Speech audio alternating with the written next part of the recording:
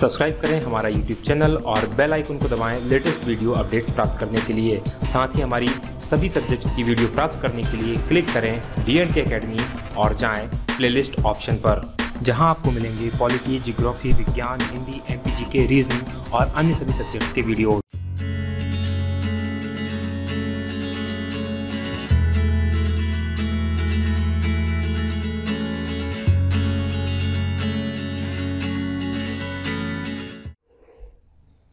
साथियों नमस्कार, बहुत स्वागत है आपका D&K अकेडमी के वीडियोस में। मैं हूं भगवत दांगी, फाउंडर D&K अकेडमी।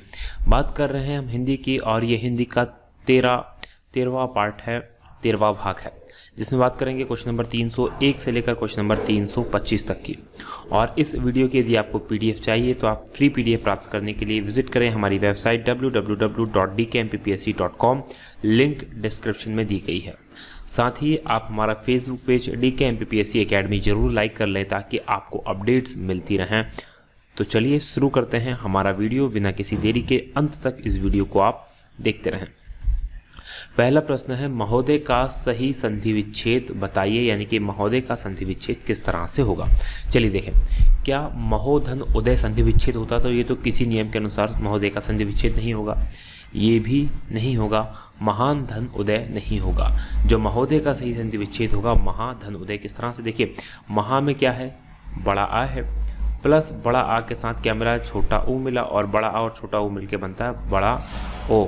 और किस संधि के अनुसार बनता है, ये गुण संधि के अनुसार बनता है। संधि के वीडियो आप हमारे देख सकते हैं, लिंक डिस्क्रिप्शन में दी हुई है। तो इसलिए ये महाधन उदय मिलकर बन जाएगा महोदय। चलिए अगले प्रश्न की बात करते हैं। कनिष्ठ शब्द में कौन सा प्रत्यय प्रयुक्त हुआ है। तो प्रत्यय कहाँ लगता है, पहले तो ये देखें, प्रत्यय लगता है पीछे। तो अगर प्रत्यय पीछे लगता है तो इसमें कौन सा प्रत्यय है ये देखेंगे। देखिए इसके अंदर ये जो टा वाला है इष्ट तो नहीं होगा, और ठा वाला भी नहीं होगा, या तो ये इष्ट होगा या इष्ट होगा। तो ध्यान दीजिएगा, ऐसा कोई शब्द नहीं होता, और जो होता है इष्ट होता है। कन से मिला इष्ट तो बन गया कनिष्ठ। तो कन एक शब्द है अलग और इष्ट अलग शब्द है, तो एक इसमें जो लगा है इष्ट शब्द लगा हुआ। इसी तरह से वरिष्ठ, गरिष्ठ, उसमें भी इष्ट लगकर ही प्रत्यय बनता है। नरोत्तम में कौन सा समास है।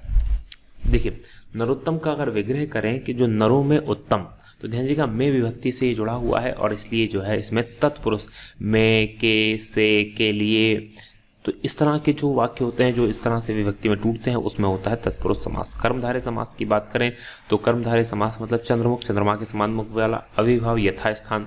द्विगु समास की बात करें जिसके अंदर एक संख्यावाचक होता है जैसे पंचवटी, तो उसमें होगा द्विगु समास। अगले प्रश्न की बात करें, सिर सहलाया जाए, सिर सहलाए भेजा खाए का सही अर्थ बताइए कि सिर सहलाए भेजा खाए का जो सही अर्थ होगा। देखिए एकदम निकट आकर स्वरूल करना इसका अर्थ नहीं होता, किसी के सिर पर सवार हो जाना नहीं होता, दोस्त बनकर हानि पहुंचाना। देखिए सिर सहलाएगा मतलब सिर कौन सहला सकता है, जो अपने पास का, और भेजा खाए मतलब जो परेशान करे। तो दोस्त बनकर हानि पहुंचाने का अर्थ जो होता है वो होता है सिर सहलाए भेजा खाए। अगले प्रश्न को देखते हैं।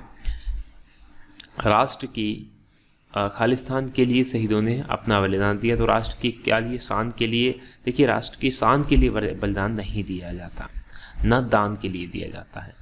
राष्ट्र की आन के यानी कि इज्जत बचाने के लिए बलिदान दिया जाता है। राष्ट्र की शान के लिए तो गर्व किया जाता है, राष्ट्र की आन के लिए बलिदान दिया जाता है। और बान आन के साथ जुड़ता है, बान के साथ आन और बान एक साथ जुड़ते हैं, और सही शब्द आएगा इसमें आन। चलिए अगले प्रश्न को देखें। बुढ़ापा भी एक प्रकार का अभिशाप है। इस शब्द में काले मोटे छपे शब्द की संज्ञा बताइए, यानी कि बुढ़ापा शब्द की आपको संज्ञा बतानी कि बुढ़ापा में किस प्रकार की संज्ञा है। तो बुढ़ापा में जातिवाचक संज्ञा नहीं है, जाति से एक समूह का बोध होता, बुढ़ापा से किसी समूह का बोध नहीं हो रहा। व्यक्तिवाचक संज्ञा ये नहीं है, व्यक्ति से एक पर्टिकुलर व्यक्ति, प्रॉपर नाउन जिसे कहा जाता है, उसका बोध होता है। ये भाववाचक संज्ञा है क्योंकि बुढ़ापा एक अवस्था को दर्शाता है, और ये एक भाववाचक संज्ञा है। चलिए अगले प्रश्न की बात करें।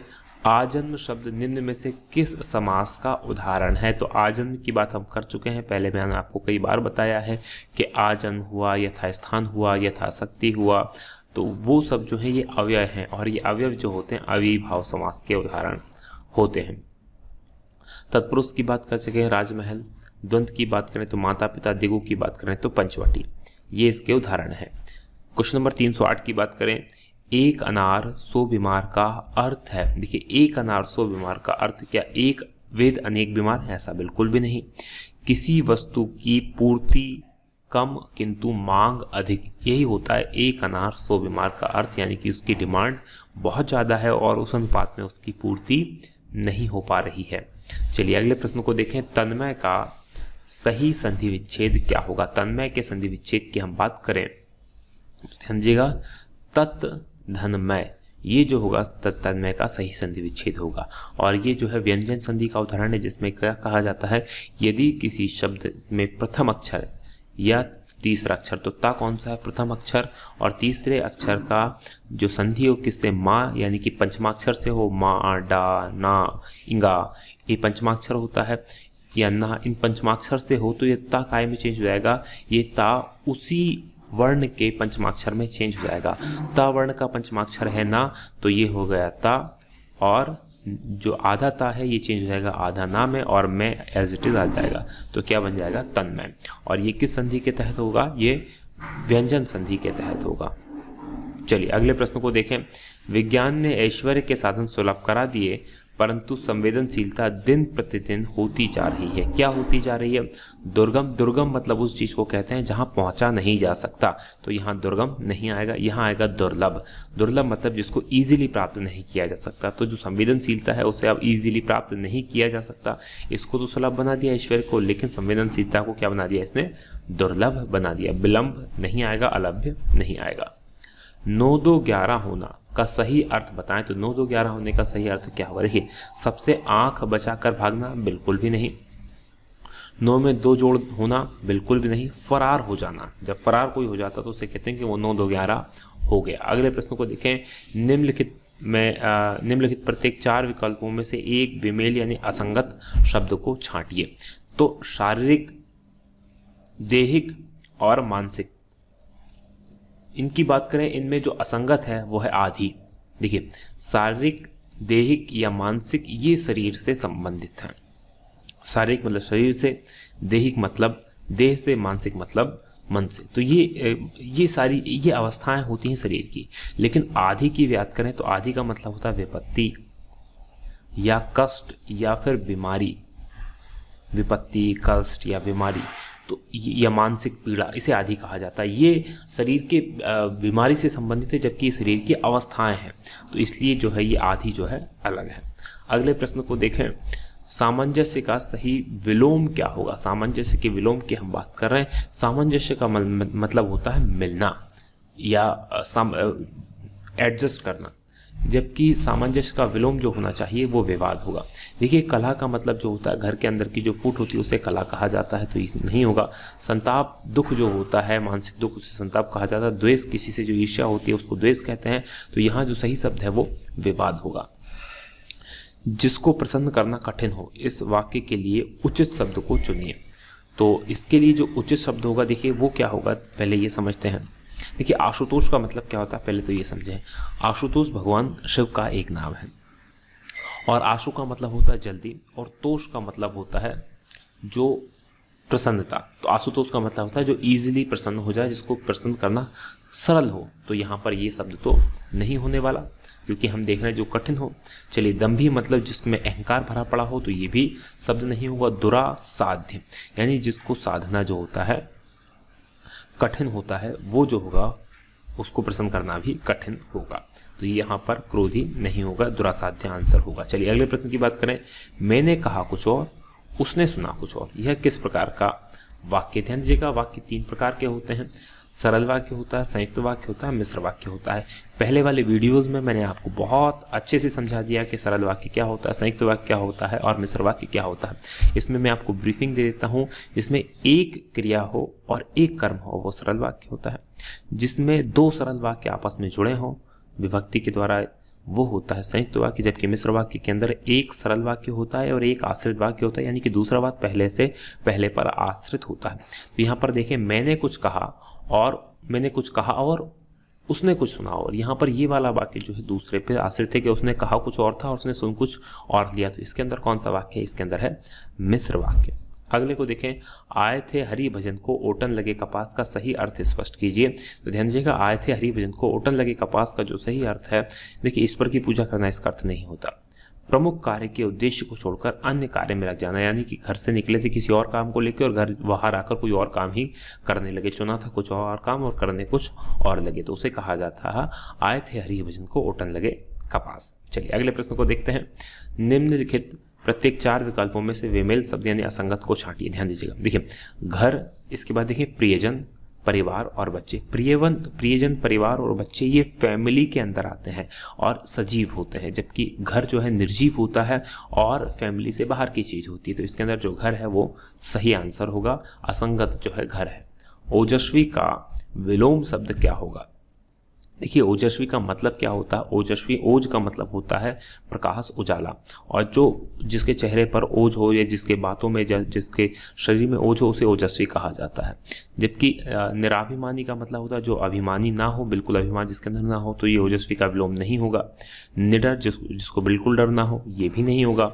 यशस्वी भी नहीं होगा। यशस्वी का मतलब होता है जिसके यश चारों तरफ फैला हो, इसका मतलब होगा निस्तेज। निस्तेज का मतलब जिसके चेहरे का रंग या फिर जिसके कहा जाए रंगत उतर गई हो, जिसका तेज खत्म हो गया हो, जिसके चमक खत्म हो गई हो, तो वो होता है निस्तेज। तो इसका सही अर्थ होगा निस्तेज।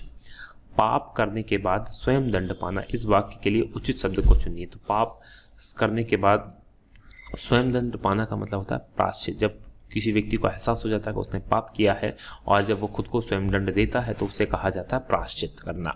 चलिए पश्चाताप की बात करें। पश्चाताप मतलब किसी गलती का हो जाना और उसका एहसास होना, वो पश्चाताप होता है। और एहसास में मानसिक व्याधि होना पश्चाताप होता है। उसी लिए दंड देना, जब दंड दिया जाता है तो उसे वो प्रायश्चित हो जाता है।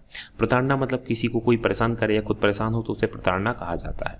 अगले प्रश्न को देखें। व्यवहार में वह बिल्कुल वैसा ही है जैसे उसके पिताजी है, किस प्रकार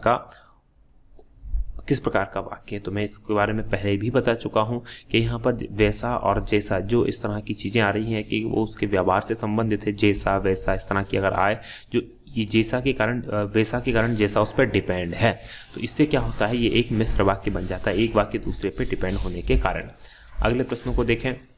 निम्न में सही वर्तनी वाले शब्द का चयन कीजिए। इसके अंदर जो सही वर्तनी है वो किस में है? देखिए शब्द क्या होता है, अंतर्निहित होता है। पहले शब्द को अच्छे से समझ लीजिए, अंतर्निहित होता है। अब इस शब्द को आप पढ़ें। क्या ये अंतर्निहित लिखा हुआ है? नहीं लिखा हुआ है, ये लिखा है अरंत निहित। इतना बाद में आएगा, र पहले आ जाएगा, आ के बाद रा आ जाएगा, उसके बाद निहित आ जाएगा, तो ये शब्द गलत है। देखिए अंत निरहित, ये क्या लिखा? अंत निरहित, क्योंकि रा, ये रेप जो लगी है उससे पहले वाले रा पढ़ा जाता है, तो ये अरंत निहित आ जाएगा। तो अंतर्निहित अगर देखें तो किस में लिखा हुआ? अंतर, ये ना से पहले रा आ गया, अंतर और निहित, तो ये इसका जो शब्द हो सही शब्द होगा। अंतर्निहित नहीं होगा, हालांकि लिखा अंतर्निहित ही है, लेकिन रा की ये रेप लगती है, पूरा रा नहीं लगता है, ये रेप से रा बनता है, तो अंतर्निहित इसका ये जो है इसका सही होगा।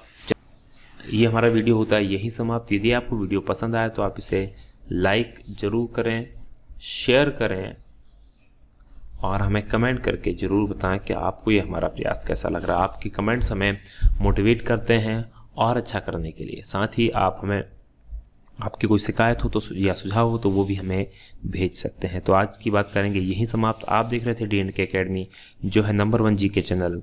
बहुत बहुत धन्यवाद। जय हिंद, जय भारत।